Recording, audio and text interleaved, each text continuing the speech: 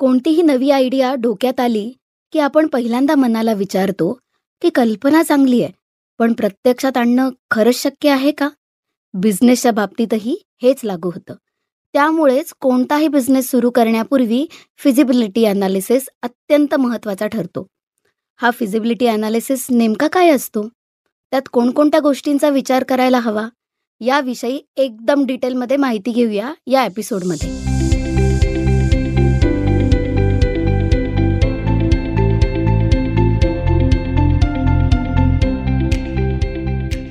Hello मित्रांनो, मी CA Arpita Kulkarni. गेली 15हून अधिक वर्ष मी बिझनेस फायनान्स आणि फायनान्शियल लिटरसी या विषयात काम करते आहे. कोणताही नवीन व्यवसाय सुरू करण्यापूर्वी बिझनेस ॲनालिसिस करणं का गरजेचं ठरतं हे आपण या एपिसोडमध्ये जाणून घेणार आहोत. माझ्यासोबत आहेत Niranjan Medhekar, founder sounds great LLP. Thank you Arpita. आजचा विषय खूपच इंटरेस्टिंग आणि तितकाच महत्त्वाचा आहे, कारण असा काही ॲनालिसिस करायचा असतो फिजिबिलिटी, हेच अनेकांना माहिती नसतं. त्यामुळेच ते सगळं आपण या एपिसोडमध्ये अगदी डिटेलमध्ये तू म्हणलीस तसं जाणून घेणार आहोत. सो पहिला प्रश्न तोच येतो की फिजिबिलिटी ॲनालिसिस म्हणजे नेमकं काय आणि बिझनेस सुरू करण्याच्या कुठल्या टप्प्यावर याचा विचार हा प्रत्येक व्यावसायिकांनी एंटरप्रेन्योरनी करायला हवा. एखादी नवीन गोष्ट सुरू करताना किंवा आपला पूर्वीचा बिझनेस आहे त्याच्यात एखादा नवीन सेगमेंट करताना या गोष्टींचा विचार करायला पाहिजे. आपला कॉम्पिटिटर कोण, मार्केट शेअर किती असणार आहे, आपण जास्त विक्री कशी करू याबद्दल अभ्यास करायचा आहेच. पण मार्केट अट्रॅक्टिव्हनेस म्हणजे आपण ज्या मार्केटमध्ये उतरणार आहे ते किती अट्रॅक्टिव्ह आहे ही गोष्ट समजण्यासाठी आपल्याला आणि जास्त गोष्टींचा विचार करायला लागणार आहे. सर्वात मोठा मार्केट शेअर कोणाचा असेल हे तर महत्त्वाचं आहेच, पण सर्वात फायदेशीर कोण आहे हे जास्त महत्त्वाचं आहे. आपण एका शेतकऱ्याचं उदाहरण घेऊ. एखाद्या पिकाची निवड करताना तो वेगवेगळ्या गोष्टींचा विचार करतो, जसं त्याच्या जमिनीची प्रत काय आहे, प्रकार काय आहे, कोणत्या पिकांचे पर्याय त्याच्याजवळ आहे, कुठला ऋतू सुरू आहे, शेतीची अवजारे, मदतनीस, वेळ, पैसा आणि या पलीकडे सगळ्यात महत्त्वाचं त्याला मिळणारा नफा. या सगळ्यांचा विचार करून तो कोणत्या पिकाची निवड करायचं हे ठरवतो. हे झालं फिजिबिलिटी अनालिसिस आणि बिझनेससाठी ते अतिशय महत्त्वाचं आहे. ओके, थोडी थोडी आयडिया येते तू सांगतेस त्याच्यावरनं फिजिबिलिटी ॲनालिसिस का गरजेचं आहे ते. आता मला सांग की काही व्यवसाय हे प्रॉडक्ट सेंट्रिक असतात तर काही सर्व्हिस सेंट्रिक, तर काही व्यवसायांमध्ये उत्पादन आणि सेवा या दोन्हींचा स्कोप हा असू शकतो. अशा वेळी बिझनेसचं स्वरूप नेमकं कसं ठरवायचं?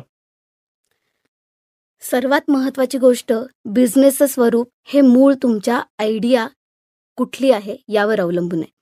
एकदा आयडिया फायनल झाली की तुम्हाला पुढच्या गोष्टींचा विचार करायचा आहे, जसं त्यासाठी लागणारा वेळ, इन्व्हेस्टमेंट, त्यासाठी लागणारे स्किल्स, त्याचे सीझनचा काही त्याच्यावर परिणाम होणार आहे का, तुमचा टार्गेट कस्टमर, तुमच्या प्रोडक्टसाठी किंवा सर्व्हिससाठी असलेली डिमांड आणि तुम्ही करत असलेला सप्लाय. आता काही काही बिझनेसेस असे असतात की जे प्रोडक्ट सेंट्रिक असतात, जसं मेडिकल स्टोअर, किराणा, भाजी विक्रेता. काही काही सर्व्हिस सेंट्रिक असतात, म्हणजे फक्त सर्व्हिसेस देतात, जसं CA, लॉयर्स, डॉक्टर्स. आणि काही काही हायब्रिड असतात.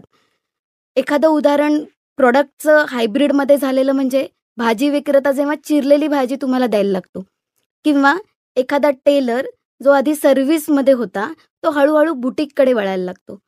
तर तुम्ही तुमच्या व्यवसायाचं स्वरूप सर्व्हिस, प्रोडक्ट किंवा हायब्रिड किंवा वेळोवेळी ते बदलूसुद्धा शकता. सो हे पूर्णपणे तुमच्यावर अवलंबून आहे. करेक्ट. तू जे म्हणलीस तसं तुमची बिझनेस आयडिया काय आहे हे आधी मेन बघून त्याच्यानुसार तुम्ही त्याचं स्वरूप हे ठरवू शकता की तो प्रॉडक्ट सेंट्रिक करायचा आहे, सर्व्हिस सेंट्रिक करायचा आहे का हायब्रिड करायचा आहे. अगदी बरोबर. अर्पिता, हा पॉडकास्ट आपण पुण्यात बसून करतोय आणि मला राहून राहून पुलंचं मुंबईकर, पुणेकर, नागपूरकर हे कथाकथन आठवतंय. त्यात त्यांनी असं म्हणलंय की पुण्यात कुठल्याही दुकानात सगळ्यात दुर्लक्षित करण्याची वस्तू म्हणजे ग्राहक. तर हे अर्थातच ते विनोदाने म्हणलेले आहेत. तर आता बिझनेसच्या दृष्टीने जर आपण विचार केला तर बिझनेस सुरू करताना आपले जे संभाव्य ग्राहक म्हणजेच पोटेन्शियल कस्टमर्स आहेत त्यांच्याकडे कशा दृष्टीने पाहायला हवा बरं? ग्राहक राजा किंवा कस्टमर इज किंग असं म्हटलं जातं. तर हा सगळ्यात महत्त्वाचा फॅक्टर आहे जेव्हा आपण फिजिबिलिटी ॲनालिसिस करतो. ह्याच्यासाठी महत्त्वाचं वाक्य असं म्हणू शकतो आपण, ग्राहकांना समजून त्यांच्यावर राज्य करणे अशी पॉलिसी असली पाहिजे. आणि ह्याचं अगदी छान उदाहरण म्हणजे ॲपल. ॲपलचे आयफोन जेव्हा मार्केटमध्ये आले तेव्हा त्यांनी त्यांच्या टेक्नॉलॉजीचा वापर करून, त्यांच्या डिझाईन्स, त्याच्या फीचर्स आणि त्यांच्या स्ट्रॉंग ब्रँड इमेजचा वापर करून ग्राहकांच्या मनावर राज्य केलं. त्यांनी सोशल मीडिया मार्केटिंगचा उपयोग केला. त्यांनी ॲडिशनल सर्व्हिसेस दिल्या, जशा iCloud storage, extended warranty, Apple music. शिवाय त्यांनी त्यांच्या ग्राहकांना त्यांच्याजवळ जखडून ठेवलं वेगवेगळ्या प्रोग्राममुळे. For example iPhone upgrade program. त्याशिवाय त्यांनी हे सुद्धा सतत बघितलं की आयफोन, आयपॅड, मॅकबुक या 3 प्रॉडक्टमुळे मॅक्झिमम कस्टमर कसा कव्हर करता येईल. शिवाय आयफोन कॅरी करणं हे एक प्रेस्टिज सिम्बॉल आहे. अगदी परफेक्ट एक्सप्लेन केलंस अर्पिता तू. आणि ॲपलचं एक्झाम्पल हे खरंच ॲप्ट आहे. कारण मला आठवतंय की जेव्हा पहिला आयफोन आला तेव्हा जगभर चलती ही ब्लॅकबेरी फोन्सची होती, नोकियाची होती आणि अँड्रॉइडला पर्याय काही असू शकतो हे कोणी इमॅजिन पण केलं नव्हतं. पण ॲपलनी ते बरोबर मार्केट ॲनालिसिस करून आणि तो म्हणते तसं फिजिबिलिटी ॲनालिसिस करून बिझनेसचं पूर्ण त्यांनी मॉडेल सेट केलं. आणि इथे मला हे पण ॲड करायला आवडेल की ॲपलचं वैशिष्ट्य हे की त्यांच्याकडे सॉफ्टवेअर आणि हार्डवेअर दोन्ही आहे. हो. त्याच्यामुळे त्यांची स्वतःची iOS आहे, हे पण त्यांचं खूप मोठं बलस्थान आहे असं आपण म्हणू शकतो. पुढे जाऊया. सप्लायर्स, व्हेंडर्स हे कुठल्याही व्यवसायात महत्त्वाची भूमिका बजावत असतात. एखाद्या प्रॉडक्टला किंवा सर्व्हिसला मागणी खूप आहे, पण पुरवठा सुरळीत नसेल तर व्यवसायाचं अवघं गणित हे बिनसू शकतं. त्यामुळे सप्लायर्सचा विचार कोणत्या दृष्टिकोनातून करायला हवा बरं? सप्लायर ही नाण्याची दुसरी बाजू आहे. असं म्हटलं जातं की supplier relationship is a strategic asset. म्हणून त्याला देखील तितकंच महत्त्व दिलं पाहिजे. इकॉनॉमीज ऑफ स्केल मिळवता येईल का? रॉ मटेरियलची क्वालिटी तशीच कशी ठेवता येईल? या सगळ्याचा विचार केला पाहिजे. आणि क्वालिटीबरोबरच सप्लायरचे प्रोडक्ट प्राइसिंग याचा सुद्धा विचार केला पाहिजे. आता याच्यासाठी आपण एक उदाहरण घेऊ, ते म्हणजे मॅकडॉनल्ड्स इंडिया. 1996 साली मॅकडॉनल्ड्स इंडिया भारतात आलं. मॅकडॉनल्ड्सला लागणारा कच्चा माल हा नाशवंत आहे. 90% जास्त माल हा भारतीय मार्केटमधनं घेतला जातो. यासाठी मॅकडॉनल्ड्सने काय केलं तर सप्लायर, शेतकरी बांधून ठेवले. त्यांच्यासाठी क्वालिटीचे स्टँडर्ड्स नेमून दिले. ते डॉक्युमेंट केले. ते कसे ट्रान्सपोर्ट होणार, ते कुठल्या कंटेनरमध्ये होणार, या सगळ्याचे नियम घालून दिले. शेतकऱ्यांसाठी कुठलं बियाणं वापरायचं, त्याच्यावर कशा पद्धतीने प्रोसेस होणार आहे, त्याची काढणी कधी करायची, काढलेला माल मॅकडॉनल्ड्सच्या आउटलेटपर्यंत कसा पोचवायचा, या सगळ्याचे नियम आहेत आणि ते त्यांना पाळावेच लागतात. प्राईस आणि त्याच्यावरचे सगळे कंट्रोल्स हे मॅकडॉनल्ड्सकडे आहेत. आणि अशा पद्धतीने त्यांनी सप्लायर रिलेशनशिप स्ट्रॅटेजिकली मॅनेज केलेत. त्यामुळे मॅकडॉनल्ड्सच्या कुठल्याही आउटलेटमध्ये तुम्ही बर्गर खा, फ्रेंच फ्राईज खा, तीच क्वालिटी आणि तीच टेस्ट मिळते. High quality, strong bargaining power हे मॅकडॉनल्ड्सचे स्ट्रॅटेजिक ॲसेट आहेत त्यांचे सप्लायर मॅनेज करण्यासाठी. अरे बापरे! हे कुठलंही चेन रेस्टॉरंट चालवताना एवढा सगळा विचार मल्टीनॅशनल्स करतात हे खरंच माहीत नव्हतं मलाही. हे चांगलं इनपुट तू दिलं अर्पिता. आता मला सांग की प्रत्येक व्यावसायिकाला स्वतःचं प्रॉडक्ट किंवा ऑफरिंग हे उत्तम वाटत असतं. पण आपल्या उत्पादनाला किंवा सेवेला पर्याय ठरू शकेल अशा स्पर्धकांचा, कॉम्पिटिटर्सचा आढावा घेत त्यांच्यावर मात नेमकी कशी करायची? पर्यायी उत्पादनं किंवा सेवा यांचा खूप विचार केला पाहिजे. म्हणजे काही वर्षांपूर्वी गजराच्या घड्याळाला हे लक्षात आलं असेल का की मोबाईल हे त्यांचं पर्यायी उत्पादन आहे? ॲब्सोल्युटली नाही. मी असं इमॅजिनच केलं नव्हतं कधी आपण. खरंय. राईट. सो जे इमॅजिनेशन पलीकडचं आहे ते ठीक आहे, पण जे आत्ता या क्षणी पर्यायी उत्पादनं आणि सेवा आहेत त्यांचा विचार केला पाहिजे. याचं उत्तम उदाहरण म्हणजे इंडिगो एअरलाइन्स. आपण एखादा प्रवास करताना पहिल्यांदा विचार करतो की रोडवेने जाऊ का विमानाचा प्रवास करू. जर विमानाने प्रवास करायचा असं ठरलं तर आपण काय बरं बघतो? की बाबा विमानाचा प्राइस किती आहे तिकिटाचं आणि Yes. अवेलेबिलिटी कशी आहे आणि डायरेक्ट फ्लाईट आहे का कनेक्टिंग फ्लाईट आहे? राईट. म्हणजेच जे फ्लाईट प्रोव्हायडर आहेत ते बरेच आहेत. करेक्ट. सो हे खूप हायली सबस्टिट्युटेबल प्रोडक्ट आहे इंडिगो एअरलाईन्सचं. शिवाय हाही आहे की ते डोमेस्टिक आणि इंटरनॅशनल मार्केटमध्ये काम करतं. त्यांच्या ज्या एअरलाईन सेवा आहेत त्याच्यामध्ये काय जास्त ऑफर करू शकतात ते अदर दॅन एअरलाईन, जसं फूड पॅकेज किंवा इतर काही सेवा, अशा सगळ्याचा विचार इंडिगो एअरलाईन करते. या सगळ्याचं मिळून एक पॅकेज तयार होतं. या पॅकेजमध्ये क्वालिटी, त्याच्यानंतर त्याचं प्राईज, इंडिगो तर फेमस आहे लो कॉस्ट एअरलाईन्स म्हणून, आणि लॉयल्टी प्रोग्रामसारखे प्रोग्राम ऑफर केले जातात. जसं एखादी एअरलाईन, इंडिगो एअरलाईनची सेवा मी घेतली तर पुढच्या वेळी मला इंडिगो एअरलाईनची सेवा घ्यायला का आवडेल, या सगळेचे प्रोग्राम्स ऑफर केले जातात. शिवाय फूड, एंटरटेनमेंट, कनेक्टिव्हिटी या गोष्टी कॉम्प्लिमेंटरी म्हणून दिल्या जातात. आणि सगळ्यात महत्त्वाचं इंडिगो एअरलाईनचं उदाहरण घेण्याचं कारण म्हणजे इंडिगो एअरलाईनला बरेच रेग्युलेशन्स आहेत जे ते फॉलो करत लो कॉस्ट कसं ऑफर करता येईल ह्याचा विचार करतं. हे पण अतिशय ॲप्ट एक्झाम्पल आहे अर्पिता. एस्पेशली आपण किंगफिशरचं काय झालं बघितलं किंवा अजून बाकी एअरलाईन्स कशा डब्यात गेल्या हेही बघितलं, बँकरप्ट झाल्या हे बघितलं. दुसरीकडे टाटासारखा मोठा प्लेअर आता एअरलाईन्स क्षेत्रात आलेला आहे गेल्या काही वर्षात. पण एवढी मोठी कॉम्पिटिशन असूनही इंडिगो अजून तग धरून आहे आणि लो कॉस्ट एअरलाईन्स म्हणून अजूनही फेमस आहे. राईट. आता मला सांग की एखादा ठराविक बिझनेस हा आंत्रप्रिनर म्हणून आपल्याला नवीन असला तरी त्यात आधीपासून अनेक प्लेयर्स हे असू शकतात. अशा वेळी या व्यावसायिक स्पर्धेचं मूल्यमापन नेमकं कसं करायचं, तसंच मार्केटमध्ये उपलब्ध उत्पादनांपेक्षा सर्जनशीलपणे उत्तम सेवा देण्यासाठी नेमक्या कशा स्ट्रॅटेजीज या आखायला हव्यात? सगळ्यात आधी आपल्याला आपलं मार्केट समजायला पाहिजे. आता आपलं एक्झॅक्टली मार्केट काय आहे, त्याचा ग्रोथ रेट काय आहे, या सगळ्यापेक्षा म्हणजे एक्झिस्टिंग प्लेयर्सपेक्षा काय वेगळं देऊ शकतो आपण. त्यानंतर आपला कस्टमर आपल्याकडेच पुढच्या वेळी कसा येईल, आपण आपल्या क्षमतेचा पूर्णपणे वापर कसा करू शकतो. शिवाय या सगळ्यामध्ये हे पण बघायचं आहे की आपण व्हॅल्यू कस्टमरला जास्त द्यायचे आणि त्याला खिशाला परवडेल अशी सेवा देता आली पाहिजे. आणि ह्याचं अगदी आत्ता सीझनसाठी बेस्ट एक्झाम्पल नॅचरल्स आईस्क्रीम. म्हणजे नॅचरल्स आईस्क्रीम जेव्हा आलं तेव्हा खूप ब्रँड्स होते मार्केटमध्ये, पण तरी आज नॅचरल्सनी वेगळी एक आयडेंटिटी, स्वतःचा ब्रँड हा एस्टॅब्लिश केलाय. बरोबर. नॅचरल्स जेव्हा मार्केटमध्ये आलं तेव्हा हे एंटायर मार्केट आहे ते ऑर्गनाइज्ड पण होतं आणि अनऑर्गनाइज्ड पण होतं. त्याच्यात इंडियन प्लेयर्स होते, इंटरनॅशनल प्लेयर्स होते.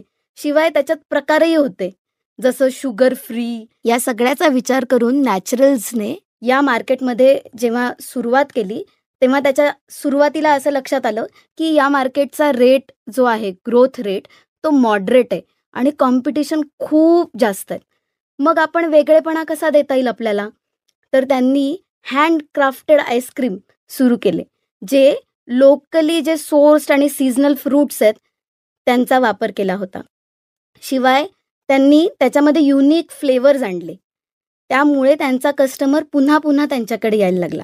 त्यामुळे त्यांना लॉयल्टी निर्माण करता आली. या सगळ्यामध्ये नॅचरल्सने हा विचार केला की हा बिझनेस अतिशय सीझनल आहे, त्यामुळे उन्हाळा ऋतू सोडला तर इतर ऋतूंमध्ये सर्व्हाइव्ह कसं करायचं.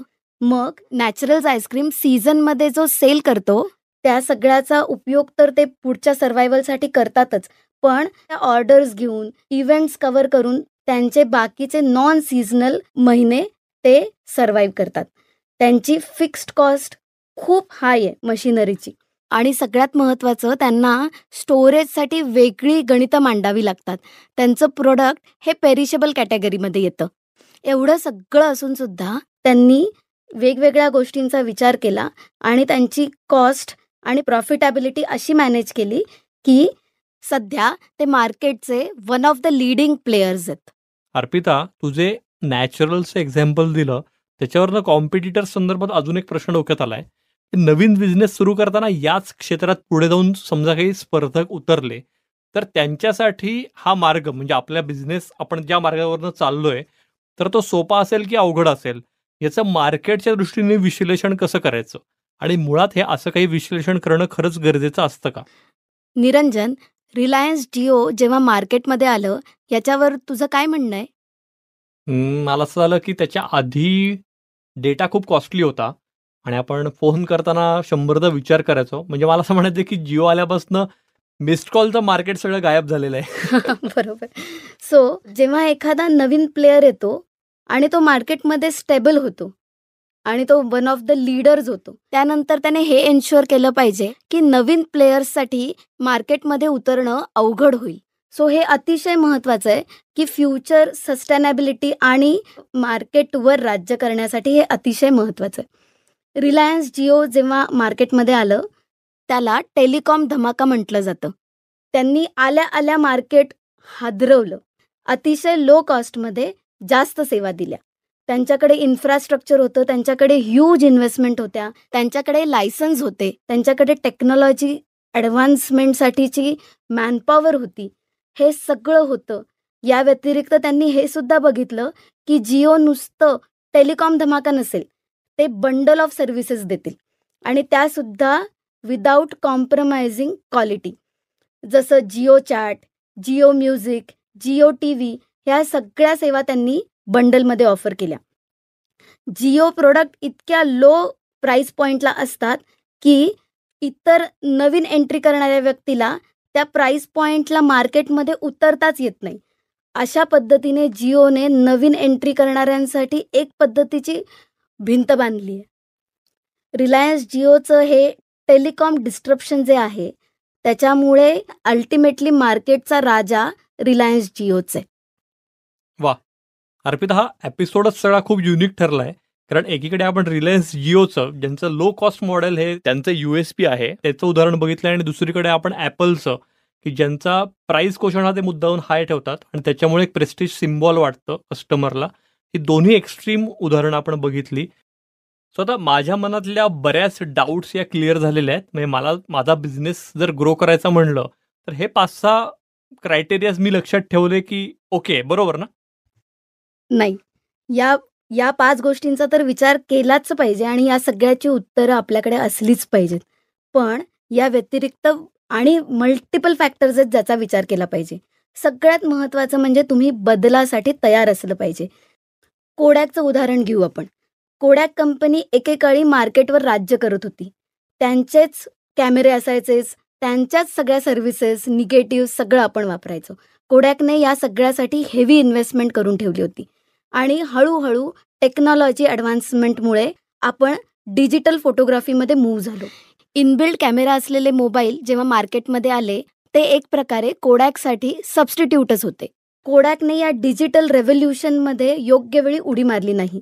त्यांची रिसर्च आणि डेव्हलपमेंट टीमने त्यांच्या पूर्ण कॅपॅसिटीज वापरल्या नाहीत आणि कोडॅक आज मार्केटमध्ये अस्तित्वात नाही. कोडॅकचे कॅमेरे रिप्लेस तर झालेच, शिवाय त्यांचं अस्तित्वसुद्धा आज नाही. याचाच अर्थ या 5 गोष्टीचा विचार तर व्हायलाच पाहिजे. पण याचबरोबर आपली इंडस्ट्री काय आहे, ती कुठे चालली आहे, आपल्या स्वतःच्या ऑर्गनायझेशनच्या कॅपॅसिटीज काय आहेत, आपल्याकडे कोणकोणते रिसोर्सेस आहेत आणि लाँग टर्ममध्ये जर आपल्याला आपल्या एक्झिस्टिंग प्लॅनमध्ये काही बदल करावा लागणार असेल, तर तो योग्य वेळी करावा लागेल. यासाठी तयारी या सगळ्यांचा विचार केला पाहिजे. ओ, तू म्हणलीस तसं ते डायनॅमिक्स हे सतत बदलतं असतं बिझनेसचं कुठल्याही. तर ते समजून घेणं आणि बदलासाठी हे जे म्हणतात की change is the only constant, तर हे बिझनेसला तंतोतंत लागू होतं. त्यामुळे ती बदलाची तयारी पाहिजे. आपल्याला कोडॅक व्हायचं नाही, आपल्याला ॲपल व्हायचं, हे सगळ्यांनी, सगळ्या एंटरप्रेनर्सनी डोक्यात हे ठेवलं पाहिजे. Thank you so much Arpita. हा एपिसोड अतिशय फ्रुटफुल झाला आणि मला खात्री आहे की नवीन एंटरप्रेनर्सला किंवा जे ऑलरेडी बिझनेसमध्ये आहेत त्यांनाही अनेक नवीन इन्साइट्स या एपिसोडमधून मिळाले असतील. श्रोते हो, बिझनेसची बाराखडी हा पॉडकास्ट हा तुम्ही ॲपल पॉडकास्ट, जिओ सावन, गाना, स्पॉटिफाय, ॲमेझॉन म्युझिक या सगळ्या प्लॅटफॉर्मवर अगदी फ्रीमध्ये ऐकू शकता. याशिवाय बिझनेसची बाराखडी पॉडकास्टचा यूट्यूब चॅनलही आम्ही सुरू केलेला आहे. सो यूट्यूबवरही तुम्ही तो ऐकू शकता. हा पॉडकास्ट तुम्हाला आवडला असेल तर याची लिंक नक्की शेअर करा आणि चॅनल सबस्क्राईब करायला विसरू नका. भेटूया पुढच्या एपिसोडमध्ये अशाच आणखी एखाद्या महत्त्वाच्या इंटरेस्टिंग विषयावर गप्पा मारायला. त्यामुळे ऐकत रहा बिझनेसची बाराखडी हा podcast. Disclaimer: Please note that the content provided in this podcast is for knowledge and informational purpose only and should not be considered as a financial advice. The host, guest, producers of this podcast are not liable for any actions taken based on the information presented.